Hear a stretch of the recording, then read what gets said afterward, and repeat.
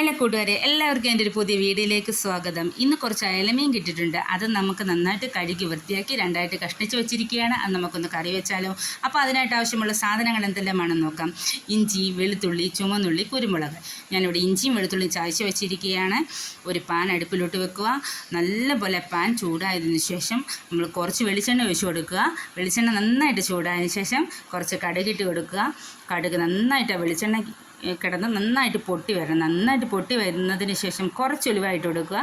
ഞാനിവിടെ ഉലുവയാണ് ഇടാറുള്ളത്. നിങ്ങൾക്ക് വേണമെങ്കിൽ ഉലുവാപ്പൊടിയാണെങ്കിൽ ഉപയോഗിക്കാം. ഞാൻ ഉലുവയാണ് ഇടുന്നത്. ഉലുവയാണെങ്കിൽ നമ്മൾ അതിൻ്റെ ജസ്റ്റ് ഒന്ന് കളറൊന്നും ചെറുതായിട്ടൊന്ന് മങ്ങി വന്നാൽ മതി. അപ്പോഴത്തേക്കിന് നമ്മൾ എടുത്തു വച്ചിരിക്കുന്ന ഇതിന് അരപ്പിന് വേണ്ടിയിട്ട് തയ്യാറാക്കാനുള്ള മുളക് പൊടി, മല്ലിപ്പൊടി, മഞ്ഞൾപ്പൊടി.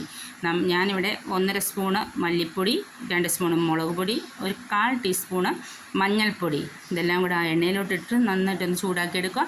ഒത്തിരി ചൂടാവരുത്. ചൂടായാൽ നമുക്ക് കരിഞ്ഞു പോകാൻ ചാൻസ് ഉണ്ട്. അതുകൊണ്ട് ചെറിയ രീതിയിലൊന്ന് ചൂടാക്കി എടുക്കുക. ചൂടായതിന് ശേഷം നമ്മൾ ആവശ്യത്തിന് വെള്ളം ഒഴിച്ച് കൊടുക്കുക. വെള്ളം ഒഴിച്ച് കൊടുത്തതിന് ശേഷം നന്നായിട്ടൊന്ന് വെട്ടി തിളപ്പിക്കുക. ഈ അരപ്പും വെള്ളവും കൂടെ നന്നായിട്ട് വെട്ടി തിളയ്ക്കണം. ആ വെട്ടി തിളച്ചതിന് ശേഷം നമ്മൾ കഴുകി വൃത്തിയാക്കി വെച്ചിരിക്കുന്ന ആ ഇലക്കഷ്ണങ്ങൾ ഓരോന്ന് പിറക്കി ആ ചട്ടിയുടെ എല്ലാ സൈഡിലോട്ടും ഇട്ട് കൊടുക്കുക. ഇട്ട് കൊടുത്തതിന് ശേഷം നമ്മൾ ആവശ്യത്തിന് ഉപ്പിട്ട് കൊടുക്കുക. ഉപ്പിട്ട് കൊടുത്തതിന് ശേഷം കുടംപുളി ഇട്ട് കൊടുക്കുക. കുടംപുളിയും ഉപ്പൂടെ ഇട്ട് കൊടുത്തതിന് ശേഷം നമ്മൾ നന്നായിട്ട് ആ ചട്ടി ഒന്ന് വട്ടത്തിലൊന്ന് കറക്കിയെടുക്കണം. കറക്കിയെടുത്തതിന് ശേഷം നമ്മൾ അടുപ്പിലോട്ട് വെച്ച് കൊടുക്കുക. അതിനുശേഷം മൂടി വെച്ചിട്ട് നന്നായിട്ടൊന്ന് തിളപ്പിച്ചെടുക്കുക.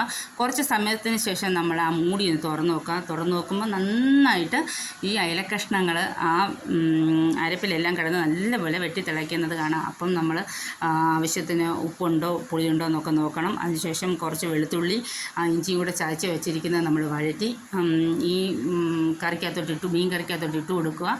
അതിനുശേഷം നമ്മൾ പിന്നെയും ഒന്നുകൂടെ ഒന്ന് മൂടി വെച്ചൊന്ന് അടച്ച് വെക്കുക. അടച്ച് വെച്ചതിന് ശേഷം നമ്മൾ മൂടി തുറന്ന് വെക്കുക. നമുക്ക് മീൻ ചാറ് എന്തുമാത്രം വേണം അതിനനുസരിച്ച് വേണം നമ്മൾ വെള്ളം വറ്റിച്ചെടുക്കാനെ കൊണ്ട്. നമ്മുടെ ആവശ്യത്തിന് വെള്ളം വറ്റിയിട്ടുണ്ടെങ്കിൽ നമ്മൾ തീ ഓഫ് ചെയ്യുക. നമ്മൾ ഉപ്പില്ലെങ്കിൽ കുറച്ച് ഉപ്പിട്ട് കൊടുക്കുക. പുളിയില്ലെങ്കിൽ ഒരു കഷ്ണം കുടംപുളിയും കൂടി ഇട്ട് കൊടുക്കുക. അതിനുശേഷം നമ്മൾ കുറച്ച് പച്ച വെളിച്ചെണ്ണ അതിലോട്ട് ഒഴിച്ച് കൊടുക്കുക. ഒഴിച്ച് കൊടുത്തിട്ട് നമ്മൾ ചട്ടി നന്നായിട്ടൊന്ന് സ്പൂണിട്ട് നമ്മൾ ഇളക്കുകയാണെങ്കിൽ ചെറിയ രീതിയിൽ ഇളക്കി കൊടുക്കാവൂ.